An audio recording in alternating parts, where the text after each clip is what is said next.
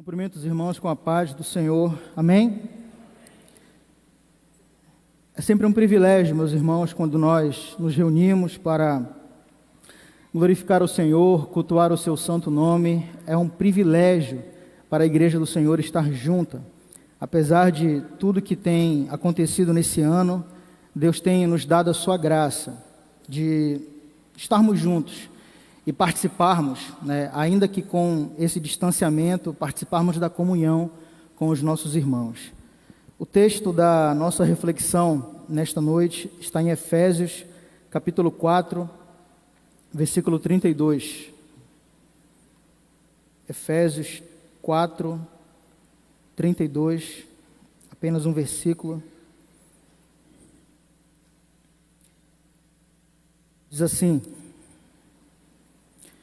pelo contrário, sejam bondosos e compassivos uns para com os outros, perdoando uns aos outros, como também Deus em Cristo perdoou vocês. Vou ler mais uma vez.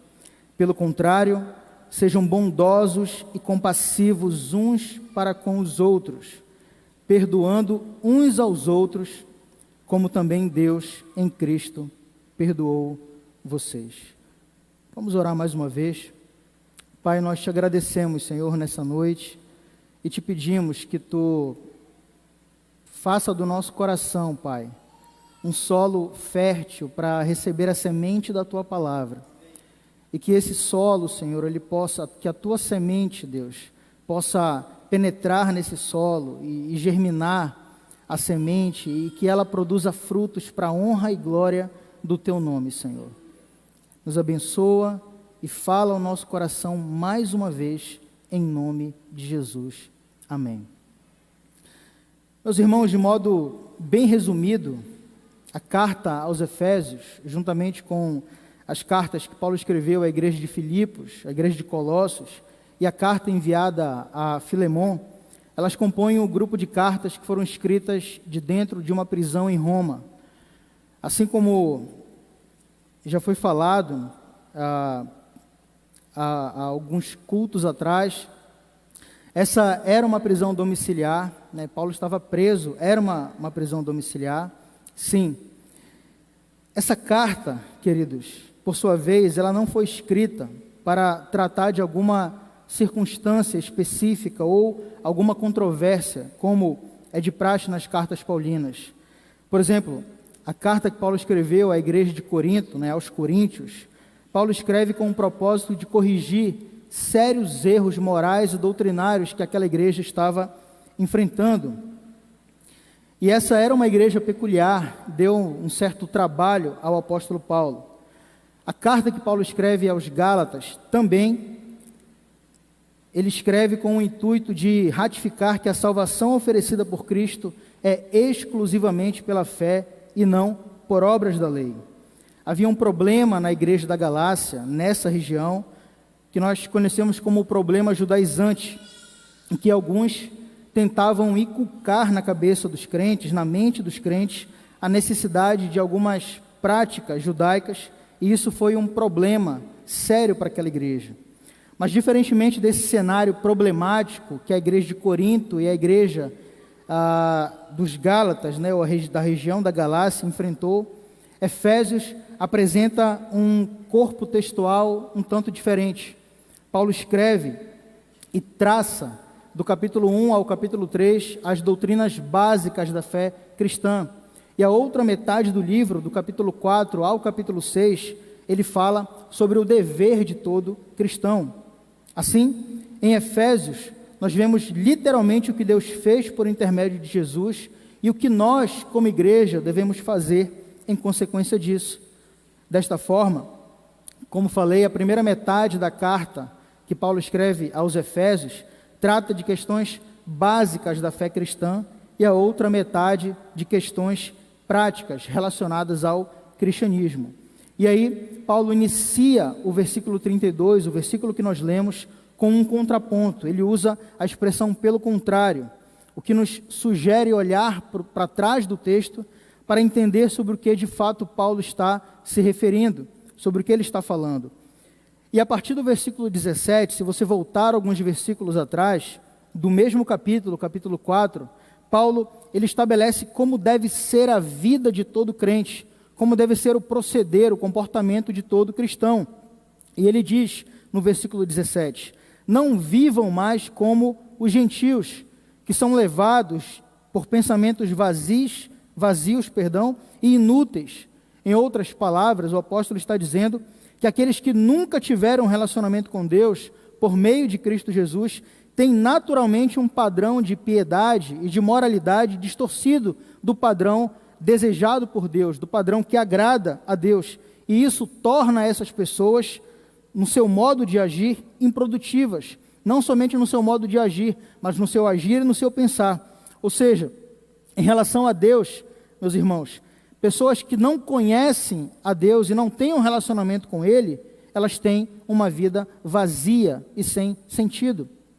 Por isso o apóstolo Paulo exorta a igreja de Éfeso para que eles não vivam como os gentios.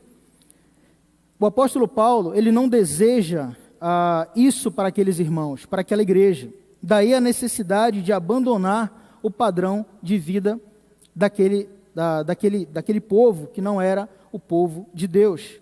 Tudo que o apóstolo Paulo não quer é que aquela igreja se pareça com o mundo. E o apóstolo Paulo continua discorrendo nos versículos seguintes.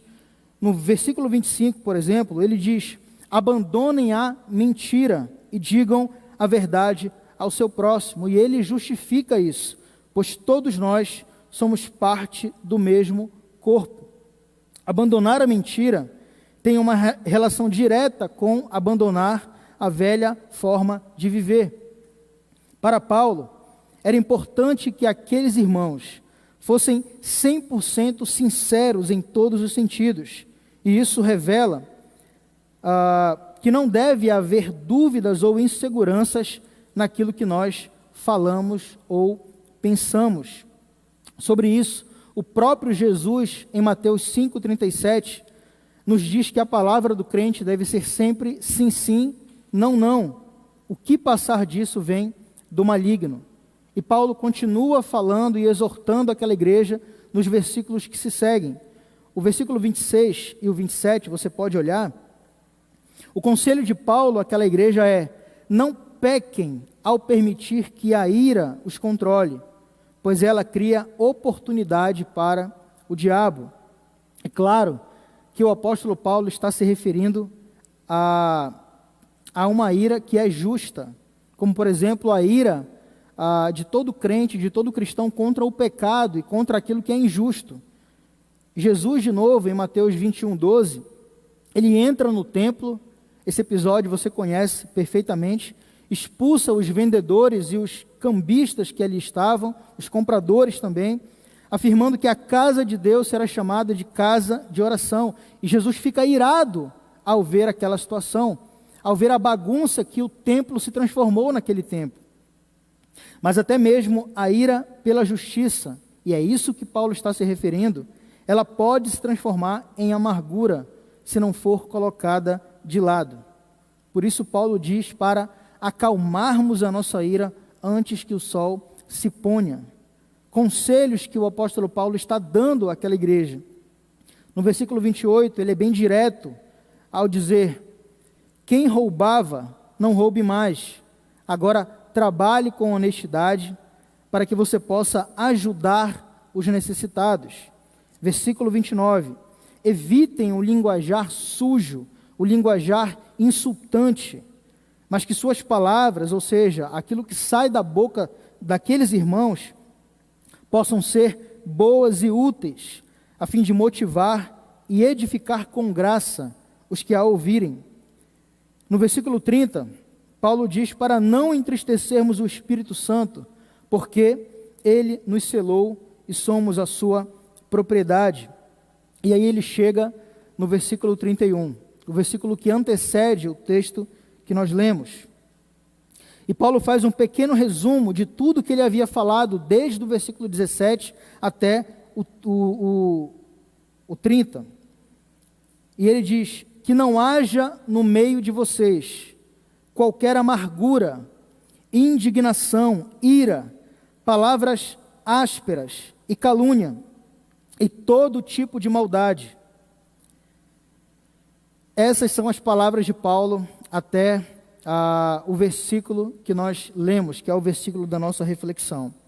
Queridos, vejam que a sugestão de Paulo àquela igreja era que, uma vez eles entendendo o que era salvação, uma vez entendendo o que era conversão e vida cristã, eles deveriam, na prática, viver dessa maneira, exatamente como o apóstolo Paulo descreveu. A título de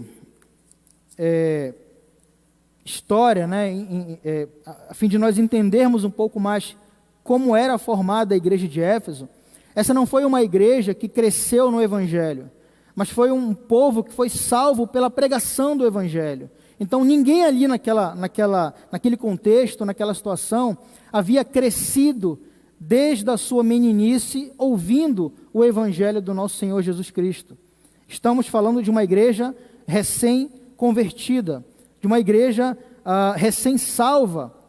Essa era a igreja que precisava abandonar a velha prática do mundo, a velha forma de viver dos gentios naquele tempo, que eram adoradores de ídolos, que adoravam a deusa Diana, e eles precisavam verdadeiramente deixar esses costumes de lado. E Paulo traz detalhadamente a forma correta do seu proceder que agradaria a Deus de fato e de verdade. Então, até esse ponto, não há nada de novo para nós. Nós sabemos disso exatamente. Talvez aqueles aqui que nasceram num lar cristão, tiveram esse privilégio de, desde criança, ouvir o Evangelho, ouviram as palavras de Paulo, exatamente no texto que nós lemos, desde a sua infância. Mas não era o caso daquela igreja. Tudo isso, hoje, pela graça e misericórdia de Deus, são coisas que eu e você sabemos detalhadamente. Só que o capítulo 4, queridos, ele não termina aqui. O nosso texto é o versículo 32, e Paulo conclui o capítulo 4 dizendo: pelo contrário, sejam bondosos e compassivos uns para com os outros, perdoando uns aos outros, como também Deus, em Cristo, perdoou vocês. Note que o versículo 31 e o versículo 32, eles estão completamente alinhados. Eles se completam e dependem um do outro. Olhe mais uma vez para o versículo 31, e o que Paulo diz: que não haja entre vocês, ou seja, não deve haver no meio de vocês, pessoas amarguradas. É isso que ele está falando. Não deve haver no meio de vocês, igreja de Éfeso, pessoas indignadas.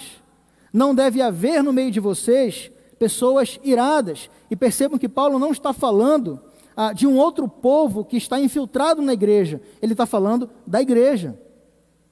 Não deve haver, igreja de Éfeso, no meio de vocês, pessoas que proferem palavras torpes. Não deve haver no meio de vocês, igreja de Éfeso, pessoas caluniosas, que mentem, pessoas que cometem todo tipo de maldade.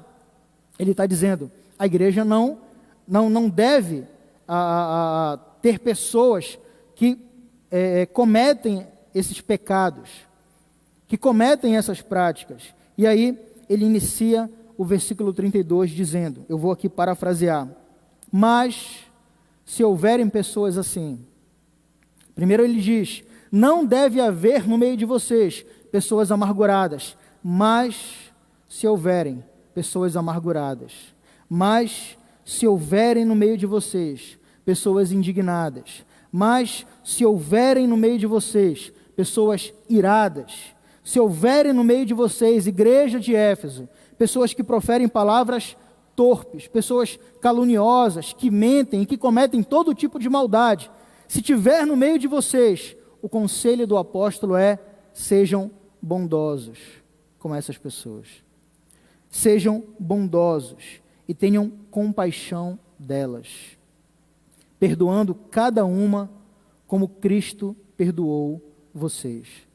Mais uma vez, Paulo não está falando de falsos crentes no meio da igreja. Paulo está falando da igreja. Paulo não está falando de um grupo que se infiltrou no meio da igreja e está cometendo tudo isso para inflamar o seio da igreja. ele está falando da igreja.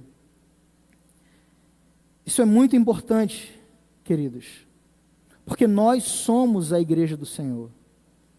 Cada um de nós pertence, ou é, melhor dizendo, a igreja do Senhor. Nós cremos em uma vida eterna com Deus. Cremos que Deus está nos moldando todos os dias conforme o seu caráter. Essa deve ser a nossa oração. Cremos que Deus está fazendo isso na nossa vida e devemos buscar essa mudança diariamente. Por causa disso, na vida com Deus ou no relacionamento com Deus, não há espaço para falta de perdão. Na vida da igreja, na comunhão da igreja, não deve haver espaço para falta de perdão. O ponto fundamental do versículo 32, o texto que nós lemos, é o perdão que nós recebemos do Senhor. De modo que, ou a prática do perdão, e é exatamente isso que Paulo quer dizer, ou a prática do perdão é uma realidade em nossas vidas, ou nós precisamos pedir perdão a Deus. Isso é a igreja, queridos.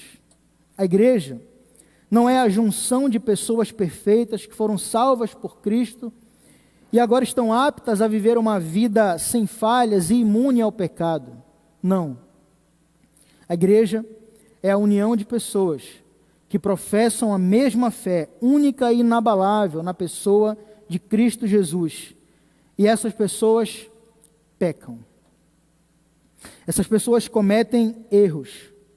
Elas falham com Deus e umas com as outras. E mesmo assim, Deus usa de misericórdia e nos perdoa mais uma vez mais, porque a vida do crente, ela é como um edifício em construção. Nós estamos sendo aperfeiçoados pelo Senhor, dia após dia, e precisamos crer nisso. No versículo 32, meus irmãos, Paulo está dizendo que não há motivo para não perdoar alguém imperfeito, assim como eu e você, se o próprio Deus perdoou nossa imensidão de pecados. Não há razão para não perdoar. Não há motivos para não perdoar. Jesus nos contou uma parábola no Evangelho de Mateus, capítulo 18, versículo 21 ao 35, a parábola do servo impiedoso, que tendo sido perdoado de uma grande dívida por seu senhor, não teve a mesma misericórdia com o seu conservo, que lhe devia uma quantia bem menor. Jesus conclui a sua parábola dizendo, versículo 35, assim também meu Pai Celestial fará com vocês, caso se recusem a perdoar de coração seus irmãos. Jesus é muito claro e enfático nas suas palavras. Se você perdoa, você é perdoado. Se você não perdoa, você não é perdoado. A vida cristã não pode, queridos, ser vivida em um cubículo. Nós não podemos expressar o nosso amor ao próximo sem a comunhão da igreja, sem a comunhão dos santos. A vida cristã só é vivida na prática quando existe o outro, o próximo, o semelhante. Como poderemos demonstrar amor se não há o nosso próximo? Como podemos demonstrar serviço se não há o nosso semelhante? Como podemos demonstrar perdão se não há o nosso irmão? Todo esse modo de viver apresentado pelo apóstolo Paulo, na sua carta aos Efésios, só é possível na presença do próximo. Tudo isso só é possível na presença de um irmão. Na vida da igreja, na comunhão da igreja. Caso contrário, não haverá serviço, não haverá amor e não haverá perdão. Sejam bondosos, diz Paulo, e tenham compaixão uns com os outros, perdoando-os mutuamente, assim como Deus nos perdoou em Cristo. a exortação de Paulo é que devemos estar prontos a perdoar sempre. Sempre. E esse estímulo, e isso é muito interessante, esse estímulo ganha mais força quando recai sobre nós a responsabilidade do exemplo de Deus, que em Cristo nos perdoou infinitamente mais do que qualquer pessoa poderia nos perdoar. Essa é a lógica. Se Deus nos perdoou todos os nossos pecados, nós não temos motivos para não dispensar perdão ao nosso próximo. Se Deus, que é Senhor de tudo e de todos, perdoou meus pecados, quem sou eu para não perdoar a falha, ou o erro, ou o pecado de um irmão, do meu próximo, do meu semelhante? Portanto, a condição para o perdão, segundo Paulo, é ter um coração bondoso e compassivo, ou seja, cheio de compaixão. Da bondade resulta o pensamento misericordioso, e daí vem a vontade de perdoar. Antes do perdão, Paulo está dizendo, é necessário que pratiquemos a bondade e a compaixão, e aí perdoar será muito mais fácil. A compassividade, ela abrange afeto e amor pelo semelhante. Além do que, o perdão, queridos, é uma decisão de fé. Eu perdoo porque creio que Cristo perdoou todos os meus pecados. Essa é a maneira de viver do crente, do cristão. Somente assim, meus irmãos, seremos levados à empatia para com as aflições dos nossos irmãos, como se nós estivéssemos na mesma situação. Não à toa, as palavras bondade e compaixão antecedem a palavra perdão no texto, porque a condição é exatamente essa: bondade e compaixão. Um coração bondoso e compassivo. Deus perdoa cada pessoa que se arrepende e recebe Cristo como seu Salvador, de modo que não importa quantos pecados alguém tenha cometido contra você, contra mim ou quem quer que seja, e muito menos o tamanho desses pecados, a gravidade deles, isso não importa. Os nossos pecados contra Deus foram infinitamente maiores. Se você acha que alguém cometeu uma falha muito grande com você, saiba que a sua falha diante de Deus foi muito maior, e Deus te perdoou.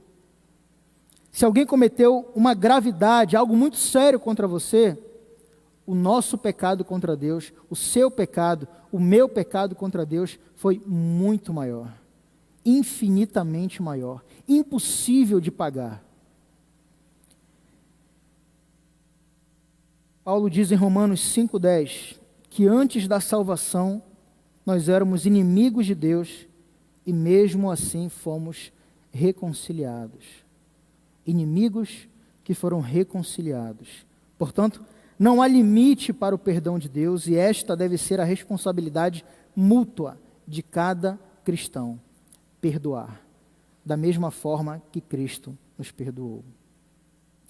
Paulo, de uma forma simples e direta, e não menos teológica, nos mostra que o perdão recebido de Deus é o combustível capaz de nos mover em direção ao cumprimento de todos os outros mandamentos que ele descreve. E entre esses mandamentos está o mandamento de perdoar o nosso semelhante. O teólogo, o Dr. Eberhard Hahn, diz que quem vive desse perdão, ou seja, o perdão de Deus, o perdão sem medida, por ter sido liberto e purificado da vida sob o pecado e vivificado com Cristo, não consegue ter outra atitude que não seja a de perdoar o seu próximo.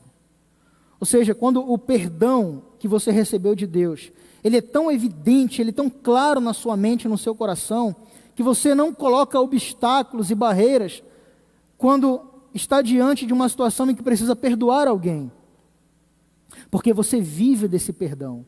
Você lembra disso todos os dias, o quão pecador você foi, ou você é, e ainda assim o Senhor foi lá e te perdoou, e te salvou e te resgatou.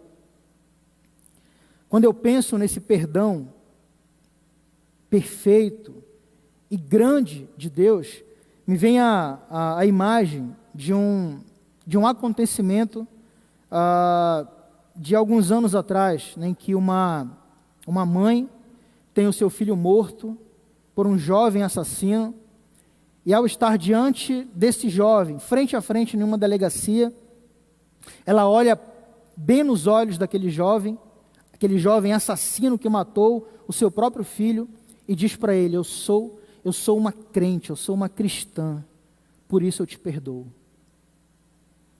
Antes de perdoar, ela deixa bem claro: eu sou crente, eu sou uma cristã, e por isso eu te perdoo. E ela continua: eu não tenho um pingo de ódio de você. Eu não tenho um pingo de ódio de você. Por isso eu oro e peço a Deus que lhe acompanhe todos os dias da sua vida, porque um dia você vai conhecer o Deus que eu sirvo. Que situação difícil, meus irmãos. Aquela mulher perdeu um filho, mas ela não colocou barreiras para perdoar o assassino do seu filho. E disse mais: eu vou orar por você, porque eu quero que você conheça o Deus que eu conheço, o Deus que eu sirvo. Que situação difícil. Mas nós somos cristãos e nos foi dispensado o maior perdão de todo o mundo, o perdão que recebemos de Deus. E cada um de nós pode dizer isso com propriedade: fomos perdoados por Deus. Todos os nossos pecados ficaram para trás e hoje nós somos novas criaturas, porque Deus nos perdoou, Ele nos transformou. Eu encerro, querido, as minhas palavras com as palavras de Jesus, logo após a oração do Pai Nosso, quando Ele diz: seu Pai Celestial os perdoará, se perdoarem aqueles que pecam contra vocês. Mas se vocês se recusarem a perdoar, seu Pai não perdoará os seus pecados. Feche seus olhos mais uma vez. Pai, nós te damos graça, Senhor, pela tua palavra, que é clara, que é direta, que não precisa de rodeios, Senhor. Te louvamos pelo Espírito Santo, que certamente falou e continuará falando, Senhor, aos nossos corações, mediante a tua palavra. Obrigado, Pai, pelo privilégio de estarmos juntos. Obrigado, Senhor, porque ainda assim tu tem cuidado de nós, apesar, Senhor, dos pesares, apesar das lutas e adversidades da vida. Senhor, tu continua cuidando da tua igreja. E tu quer, Senhor, a tua igreja cada vez melhor. Tu quer a tua igreja cada vez mais parecida contigo, exalando o bom perfume de Cristo. Senhor, nos ajuda a perdoar sem medidas. Nos ajuda, Senhor, a perdoar como o Senhor nos perdoou, e que possamos viver, Senhor, desse perdão todos os dias da nossa vida. Te louvamos, Senhor, e te agradecemos pela tua palavra, em nome de Jesus. Amém.